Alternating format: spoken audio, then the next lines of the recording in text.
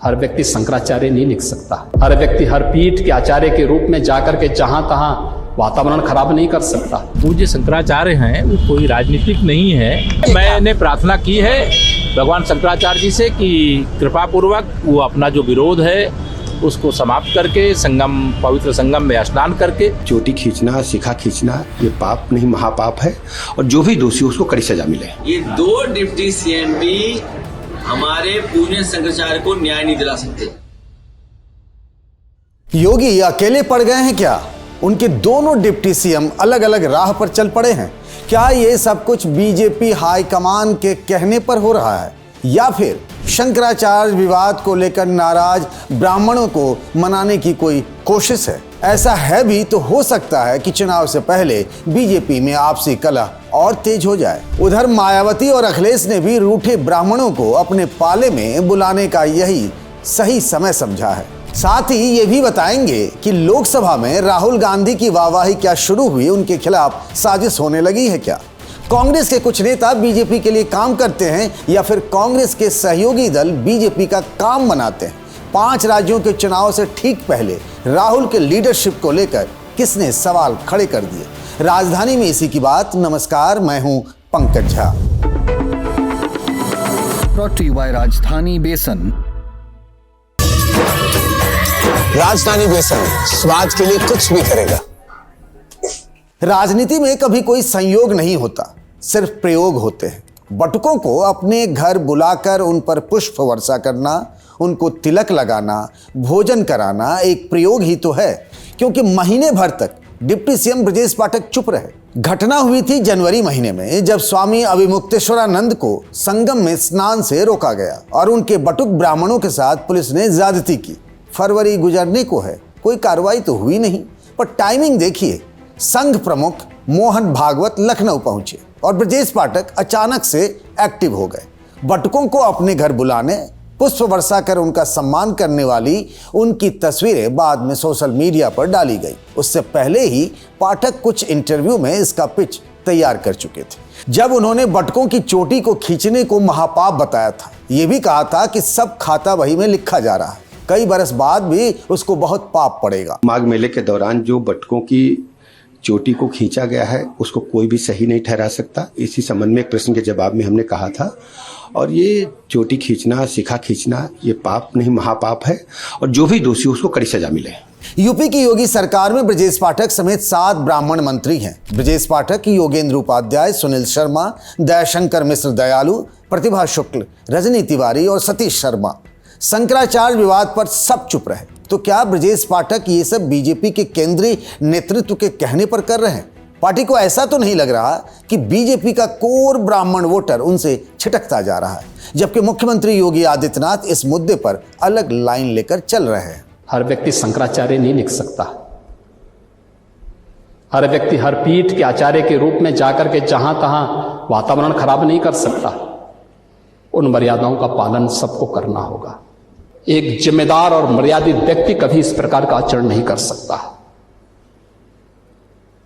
कभी नहीं कर सकता। केशव मौर्य पहले से ही योगी से ठीक उल्टी धारा पकड़कर चल रहे हैं। योगी जब शंकराचार्य को इशारों में कालनेमी कह रहे थे, तो केशव उनको भगवान और पूजनीय बताकर उनसे संगम में स्नान की प्रार्थना कर रहे थे। ऐसा कोई कार्यक्रम मेरा नहीं है। मैंने प्रार्थना की है भगवान शंकराचार्य जी से कि कृपा पूर्वक वो अपना जो विरोध है उसको समाप्त करके संगम, पवित्र संगम में स्नान करके एक अनुकूल संदेश देने की कृपा करें। मेरी हाथ जोड़ करके विनती है, प्रार्थना है। तो ये जो कुछ भी कहा और किया जा रहा है, क्या ये सब यूं ही है या हर एक्शन किसी दूसरे एक्शन का एक रिएक्शन है? ब्रजेश पाठक के बटुकों के सम्मान को बहुत से हलकों में मुख्यमंत्री योगी से अलग लाइन लेने और योगी के प्रति अपनी नाराजगी जताने के तरीके के तौर पर देखा गया। लेकिन उन्होंने मुझे बताया कि वे शंकराचार्य पर कहां कुछ कह रहे हैं। वे तो बटुकों के साथ जो अन्याय हुआ, ब्राह्मण वर्ग जिस बात से नाराज हुआ, उनको एड्रेस करने की उनकी ये कोशिश है। ब्राह्मणों की नाराजगी का मुद्दा सिर्फ यही नहीं रहा। ब्राह्मण विधायकों की बैठक के बाद जब यूपी के बीजेपी अध्यक्ष पंकज चौधरी ने उनको फटकार लगाई, मगर कुर्मी राजपूत विधायकों के इसी तरह के बैठकों के समय चुप्पी बरती गई, तो इसे भी उनके साथ सौतेले व्यवहार के तौर पर देखा गया। इसी तरह यूजीसी के नए नियमों से भी सामान्य वर्ग खासकर ब्राह्मणों में एक नाराजगी की स्थिति बीजेपी सरकार को लेकर बनी है। क्या बटकों का सम्मान इन सबको भी ठीक करने का प्रयास है? पर एसपी बीएसपी ने तो इसे अलग ही ले लिया। अखिलेश यादव ने तो योगी सरकार को नकली सनातनी बता दिया है और परशुराम जयंती के दिन को सरकारी छुट्टी घोषित करने की मांग कर योगी सरकार पर प्रेशर बना दिया है। साथ ही ये भी दिखा रहे हैं कि उनको ब्राह्मणों की फिक्र योगी सरकार से ज्यादा है। और हमारे बटुकों का अपमान हुआ है और जिन्होंने उनके साथ इस तरह का व्यवहार किया उनको पाप मिलेगा और पापी कहलाए जाएंगे। तो फिर सजा क्यों नहीं दिलवा रहे हैं? आखिरकार क्या वजह कि दोनों डिप्टी सीएम मिलकर के सजा नहीं दिला पा रहे हैं? और अगर 2 दिन सजा नहीं दिला पाए तो मुख्यमंत्री जी चले जाएंगे जापान। तो हमारे डिप्टी सीएम क्या जापान जाएंगे?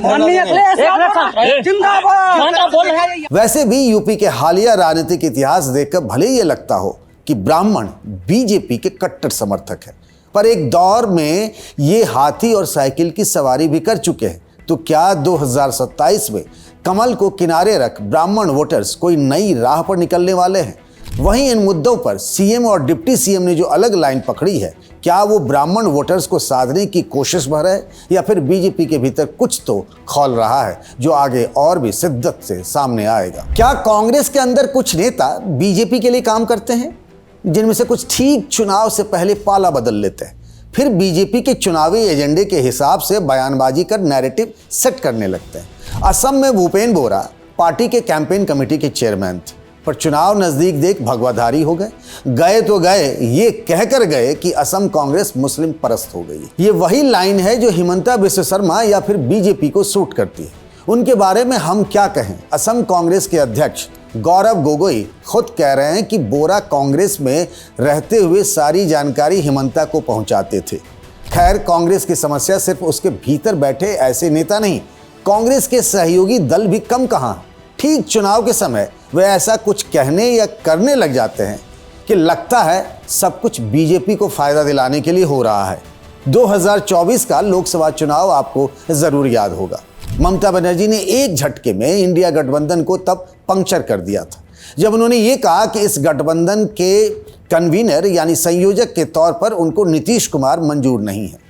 राहुल गांधी ने जब ये देखा तो उन्होंने अपने लोगों से कहा था कि जब तक ममता राजी नहीं होंगी नीतीश को संयोजक नहीं बनाया जाएगा। बाद में नीतीश बीजेपी के साथ चले गए और इस तरह ये विवाद थम सा गया। लेकिन अब 5 राज्यों में विधानसभा चुनाव नजदीक है और फिर से माहौल बनने लगा है। इंडिया गठबंधन को लीड कौन करे, राहुल गांधी या फिर कोई और? कांग्रेस के अंदर से भी और उसके सहयोगी दल शिवसेना टीएमसी ने अब इस बात पर एक नया बखेड़ा खड़ा कर दिया है। अखिलेश यादव ने कोलकाता जाकर कह दिया कि बीजेपी से सिर्फ ममता लड़ सकती है। मणिशंकर अय्यर ने कह दिया कि स्टालिन विपक्ष को एकजुट करने के लिए सबसे अच्छे नेता हैं। शिवसेना यूबीटी कह रही है कि राहुल को इंडिया गठबंधन के नेतृत्व पर विचार कर लेना चाहिए। उन्होंने अपने मुखपत्र सामना में एक लेख इस हवाले से लिखा है, ये कहते हुए कि नेतृत्व को लेकर उठ रहे सवालों से कंफ्यूजन होता है। इंडिया गठबंधन बनाते समय यह तय हुआ था कि अलायंस की सबसे बड़ी पार्टी ही उसका नेतृत्व करेगी।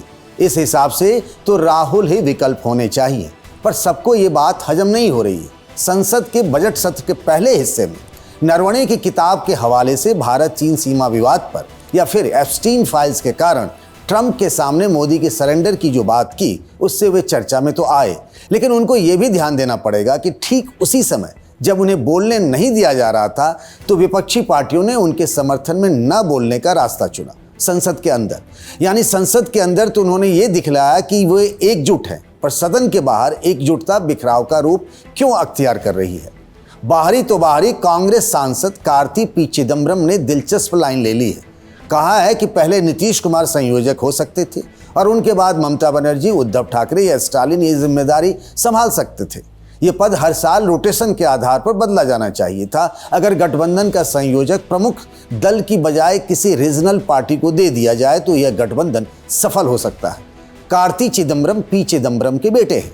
कार्ति की ये बात कांग्रेस के सहयोगी दलों को तो अच्छी लग रही होगी, पर राहुल गांधी इन झमेलों से अलग भारत अमेरिका ट्रेड डील को लेकर एक बड़ा किसान आंदोलन करने की तैयारी में है। पार्लियामेंट के बैठक जो 9 तारीख को वापस बैठने वाली है, उसके पहले भोपाल में और यवतमाल में किसान सम्मेलन का आयोजन होगा और इसमें दोनों हमारे नेता कांग्रेस अध्यक्ष और नेता प्रतिपक्ष लोकसभा दोनों इसमें मौजूद होंगे। राहुल गांधी की ये कोशिश रंग लाएगी क्या, या उनके सहयोगी और पार्टी के भीतर के लोगों का उनको कमजोर करने वाला दांव ज्यादा असरदार साबित होगा? बताइएगा कमेंट बॉक्स में। इस वीडियो को बनाया हमारे साथी शुभम ने। बाकी खबरों के लिए बने रहिए द ललन टॉप पर। अगर 22 फरवरी को आप लखनऊ में ना यूपी में कहीं भी हैं तो घर पर बैठना बिल्कुल मना है, क्योंकि 22 फरवरी को आपके शहर में होने जा रहा है ललन टॉप यूपी अड्डा, जहां आएंगे आपके फेवरेट स्टार्स। बिना लाग लपेट के होंगी बहुत सारी बातें, बटेंगे ललन टॉप के गुलाबी तकिए और माहौल होगा फुल्ली चार्ज्ड। अब अगर आपको इवेंट के बाद बढ़िया बढ़िया रील्स देखते हुए या जाना चाहिए था वाला फोमो नहीं चाहिए, तो 22 फरवरी को अपने सारे काम धाम छोड़िए और तशरीफ लाइए जुपिटर हॉल इंदिरा गांधी प्रतिष्ठान लखनऊ में। एंट्री सुबह 11 बजे से, रजिस्ट्रेशन बिल्कुल फ्री, एंट्री भी फ्री, मगर वाइब प्रीमियम, मौज की गारंटी हमारी। बस जाइए thelalantop.com पर, बैनर पर कीजिए क्लिक और अभी कीजिए रजिस्ट्रेशन। तो मुस्कुराते हुए मिलते हैं लखनऊ में।